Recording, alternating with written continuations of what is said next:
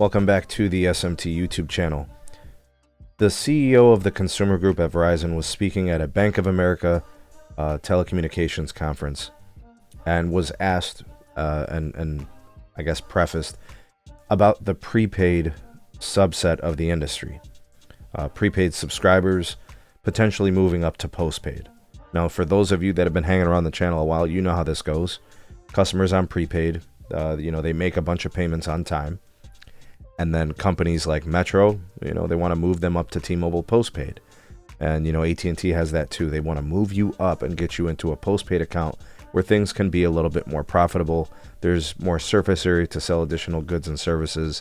And then, customers qualify for other things, right? So it's really just about increasing ARPA, getting the customer to spend more money with you. All right. So with that being said, the interviewer asks about the migration for Verizon, like going from the prepaid customer, turning them into a postpaid customer. And why doesn't Verizon pursue this strategy?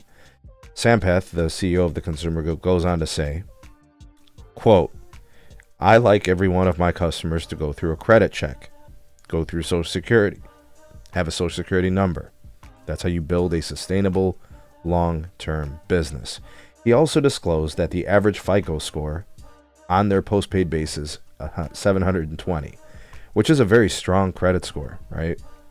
And it means that the customer at Verizon on postpaid is very resilient, even in economically turbulent times. So when the economy starts to falter, as there's perceived weakness or a lack of growth within the economy, these customers are often unfazed, and they continue to pay for premium services. They're not really doing any type of involuntary or voluntary disconnects.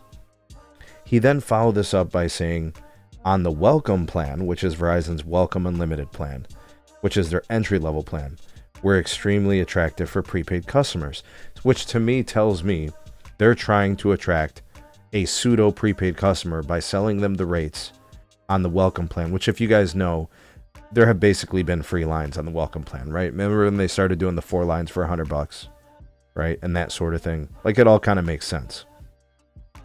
He said, what we don't do is auto-migrate customers from prepaid to postpaid because our prepaid offerings are great. People are there by choice, and we want to take care of them within the prepaid category itself. End quote. All right, so this basically tells me they want to continue to separate their prepaid and their postpaid business.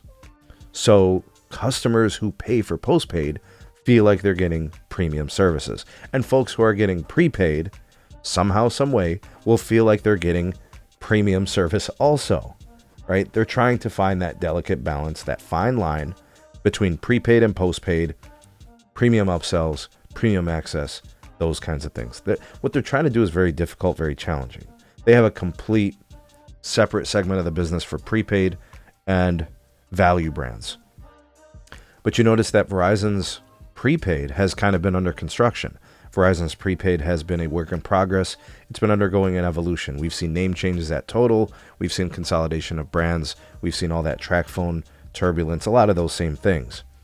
But what I can tell you guys is Verizon is perfectly satisfied keeping the postpaid customer postpaid, keeping the prepaid customer prepaid, but just looking to add services, add pricing options, get people into things where they can make more money. Doesn't matter where they are in the house, as long as they're in the house, from what I could tell. Anyways, let me know what you guys think. Good strategy, bad one, what's your take? Drop me some comments. Like, share, subscribe, check out some more videos. We'll see you guys soon on the next one.